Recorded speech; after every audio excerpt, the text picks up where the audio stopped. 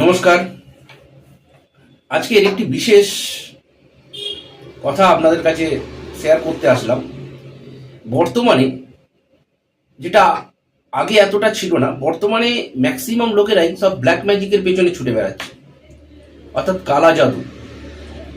এই কালা জাদু ইউজ করার ফলে কি করছে, একে অপরের কিভাবে ক্ষতি করবে দিন রাত্রি শুধু এই চিন্তা করে যাচ্ছে।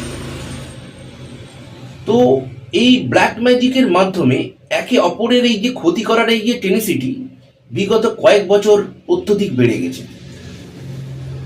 ফলে কি হচ্ছে, এই ব্ল্যাক ম্যাজিকের হাত থেকে আপনাদেরকে প্রোটেক্ট করার জন্য আমি কিছু উপায় আজকের বলবো, যাতে আপনি এবং আপনার প্রিয় বাড়িটি যাতে সুরক্ষিত থাকে। সেই কারণে এই উপায়গুলো অবশ্যই করুন। 1 নম্বর উপায়, বাড়িতে প্রতিদিন গঙ্গা জল অবশ্যই ছেটাবেন।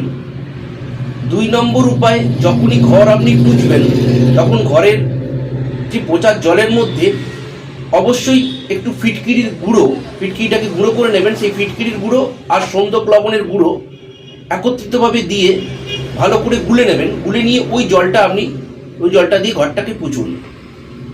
3 নম্বর কথা হচ্ছে কি, বাড়ির ফ্রন্টে 2 দিকে স্বস্তিক অঙ্কন করুন, আর ফ্রন্টের ঠিক ওপরে একটা ওম অঙ্কন করুন।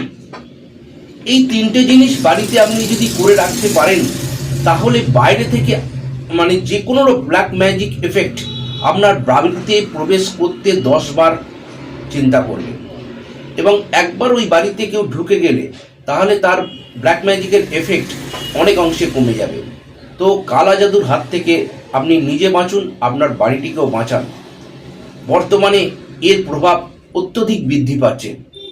তো সেই কারণে আমি আপনাদেরকে একটি সতর্ক বার্তা দেওয়ার চেষ্টা করলাম, এবং সুরক্ষিত করার যে উপায়, সেই উপায়ের রাস্তা আমি আপনাকে বললাম, যাতে আপনারা একটু সচেতন হয়ে এই ব্যাপারগুলোকে যাতে সহজে মিটিয়ে নিতে পারেন।